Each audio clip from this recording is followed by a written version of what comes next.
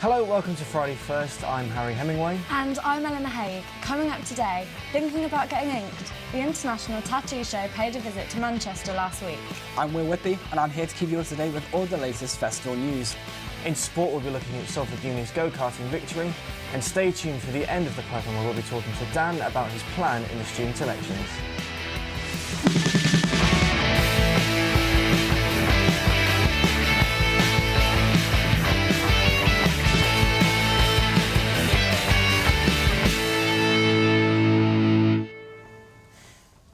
Good afternoon, welcome to Friday First, the programme which brings you the best of Quays news and the entertainment from the week.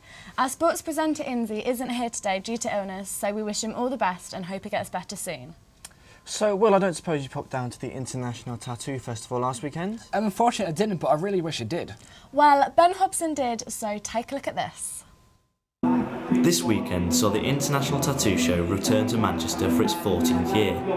Manchester Central welcomed 145 artists and opened its doors as over 8,000 visitors poured in, meaning advanced ticket sales were up 364% on last year. Hundreds of stalls were set up inside, and areas to sit down and take all of it in were included. It was time to get inked up as visitors sought after more colourful tattoos, whereas some went for more of a big deal. So here at the Tattoo Show in Manchester Central, we have a variety of different cultures. But as you can hear from me in the background, it's not just tattoos that were on show. Included over the weekend as entertainment was everything from catwalks to angle grinders, and even a company who created rounders gold teeth. And Manchester was a very popular destination for many. Manchester's obviously hotbed of anything exciting that's happening in the north anyway. Largest northern city, absolutely fantastic. So I think that the artists that we've attracted from overseas have come to this event not just because we run a great show, but also for the experience in the city as well. Brilliant artwork from painters gave an eerie feel to the event as we walked round startled with the constant sound of needles in the background, and what I feared from the start was in the pipeline. This was not in the script.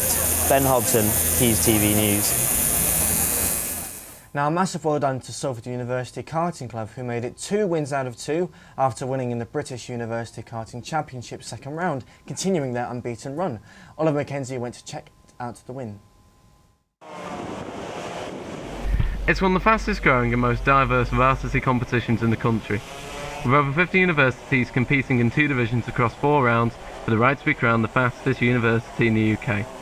That's the title that Salford University are halfway towards, with Joachim Homestall winning the pick of the races at Butmore Park. The Danish-born speedster initially fell behind in this race after running wide in the opening lap, before powering back to triumph in race 2.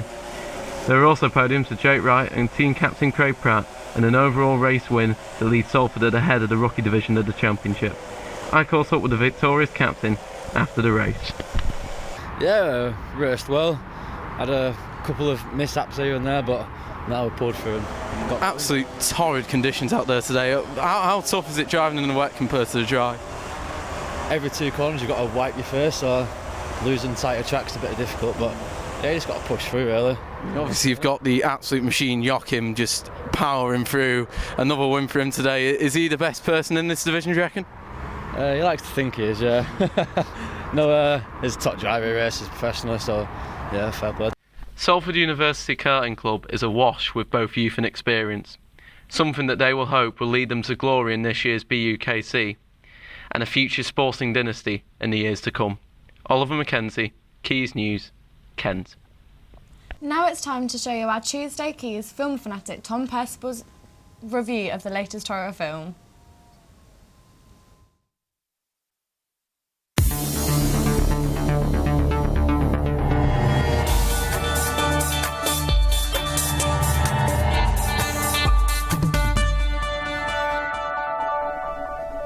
Now, I'm not a massive horror fan, but Tom, you've been to see the latest thriller to hit the box office called It Follows. I certainly have, and I just want to start by saying I absolutely love this film. I thought it was really good. It's written and directed by David Mitchell, not David Mitchell, who we all know.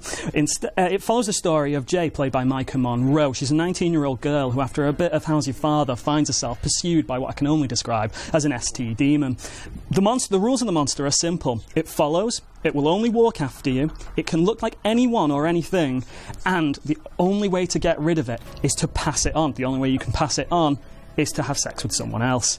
Now, I really like this film because it's actually very clever in the way it references older horror films. There's a lot of John Carpenter's Halloween in this. I mean, the idea of the monster that's constantly following you and it can't be stopped, it's a menace. When it gets you, what it's going to do is inevitable. There's also references to The Entity in that film with the sexual violence that this drives this creature. And then there's also playful references to Cabin in the Woods in this film. I mean, you've got the whole sort of dissection of horror tropes. I mean, the idea of you have sex and then you catch the demon is just playing on the concept of the first people who have sex in a horror film are usually the first to die, and that sort of thing. I really, really enjoyed this film. There's a lot to like in it, but of particular significance for me was the brilliant soundtrack by Disaster Piece. It was incredible, a real rhythmic pounding dangerous thing. It referenced again John Carpenter's Halloween, the original score from that, that,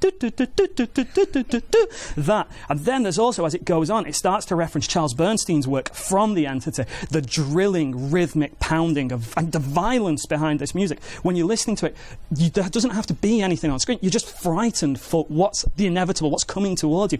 I absolutely loved it. I thought it was a really, really, really powerful piece of work, really fun.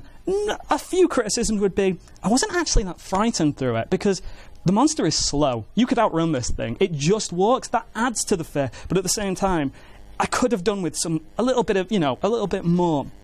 One more thing as well though that I just have to say is this film really at the heart of it is a good thriller. You need to see it in the cinema. Don't pirate it, don't do anything like that. Go see it in the cinema. It's incredible. Follow your friends into the cinema and pass on the message that this film is fantastic. Well, that seems like one to watch. Thank you, Tom.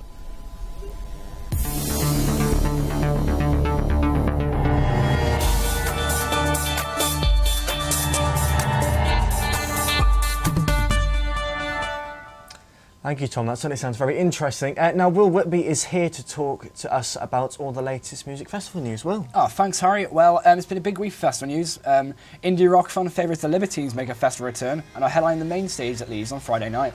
Other acts announced are British hard rockers Bring Me the Horizon and Royal Blood, who will play before Metallica on the Sunday. EDM head honcho Deadmau5 finishes off the Friday night stage on The Enemy. A bit more locally, Dot to Dot Manchester extended their lineup for their one-day festival, which takes place across venues in Manchester on May 22nd. And one half of Manchester's favourite music singer Noel Gallagher released his album with his band The High Flying Birds on Monday. His second album, Chasing Yesterdays, follows his smash hit debut, which is named after a band. A review of his latest effort will shortly be up on the Quays News music section on his website if you want to check it out. Noel also makes his live return to the city when he plays the Arena on Monday night, which will surely be a massive show. Thanks for that, Will. Here's your Friday First weekend forecast. Hi, this is your Quays News Friday First weather report. Firstly, the weather will remain mostly dry throughout Friday, with the possibility of brighter spells later on. The maximum temperature will reach 12 degrees Celsius, with the wind strengthening throughout the day. Moving on to the weekend, Saturday will remain cloudy throughout the day. There's a possibility of slight rain, but the rain will become more prominent on Sunday. The wind and rain will be sticking with us through till Monday, so make sure you wrap up warm. This is Isabel Hine, Quays News. Now, the Salford Student Union elections are open for voting today, and we are joined by candidate Dan McLaughlin. But before we have a chat with Dan, Ben Senior went down to Atmosphere on Wednesday to find out how the candidates competed for presidency in a rather unusual way. Speed dating, but not quite how you've seen it before. At Bar Atmosphere, candidates swap menus for manifestos and chat-up lines for speeches as the race to become Student Union President began. The 26 candidates looked to impress, with some showing their hand early and others choosing to add some clout to their campaign. But what was it like to promote yourself and gain votes in this traditionally romantic format? It's something that I don't think went as planned, because it became a free-for-all. Instead of the speed dating, it became an open session to which the original idea for a Q&A should have been, and it became a shouting match. And that's what's wrong with student politics. It's not quite loving the air here at Bar Atmosphere, but speed dating is providing the perfect opportunity for candidates to prove why they want to be president. Students have been making their way around the table to see who they want to put in charge. As the political battles heated up, It wasn't always an easy job to keep everything on track. I've had my democracy bell, which I've been trying to ring and maintain order. But I think it's just great that everyone's so passionate, and to be a part of that's really fun, and everyone's doing it respectfully, which is the most important thing. For candidates, the speed dating is over, but the race for presidency has only just begun, with voting opening tomorrow. Ben Senior, Quays TV News. Oh, that certainly looked like a great night. So Dan, tell us all about the candidate speed dating. The candidate speed dating, the title itself probably was supposed to mean that it was a first date, the sizzling seduction of the voters by the candidates. But unfortunately, this blossoming relationship looked like the petty bickering of a breakup, sadly. And it was like you're in a restaurant on a date with your other half, and the other tables are shouting, "I'm a better boyfriend than you! You can do better, you don't know what you're doing!" Which I haven't been heckled on dates before, so it's quite unnerving as well. I think my Black Manifesto during the speed dating event will cause quite a bit of controversy. So your manifesto is called the Blank Manifesto. Yes. So what is it? That's what it says on the tin. It's blank. There's nothing on it. The reason I've went for the Blank Manifesto is because I think if I want to truly represent all students on all the campuses, I can't dictate policies to them as a third-year journalism student at Media City. Who am I to represent a biology student at Peel or a music student on the Delphi? So to truly represent them, I want students to come to me and I'll be their megaphone. I'm not going to be my own spokesman or the spokesman for the university. I want to be the megaphone of the students. Absolutely. So obviously your manifesto is blank, Yeah. but if there were anything that you could change about the university, what would they be? I want to change the culture of the student politics because I believe it's too petty. There's a petty politics and it's become also new Labour where it's a game spin. I don't want to do that. I want to be very honest and very forthright with the students who's hopefully going to elect me as a representative. So how can we vote for you? Well, the voting is open at 9 o'clock this morning. If you go onto salfordstudents.com and on number 1, put Dan McLaughlin, obviously, then and the voting closes on Thursday the 13th. Dan, thank you very much for coming in today. Thanks for joining us today. We'll be inviting all candidates onto upcoming shows, so stay tuned and get in touch. There is a list of full candidates on the SU website. Before we leave you, here's Jem O'Reilly to sing us out with another of her original songs. So Thanks, Quays is back on Tuesday and we will see you at the same time next week. Goodbye.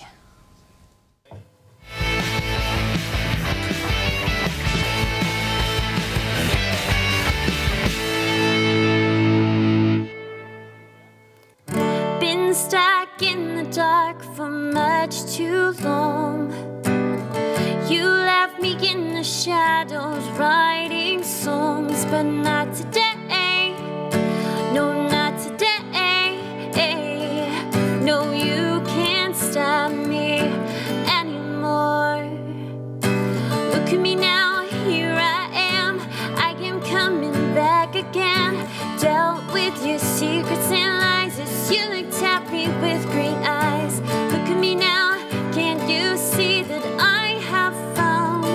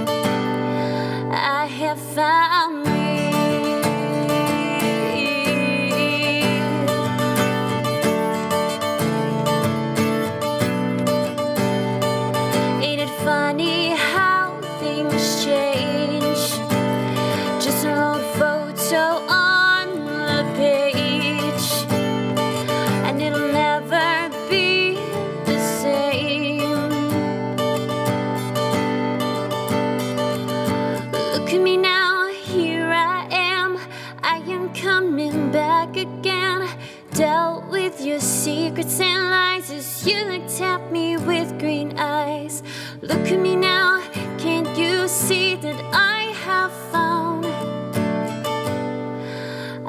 they found me.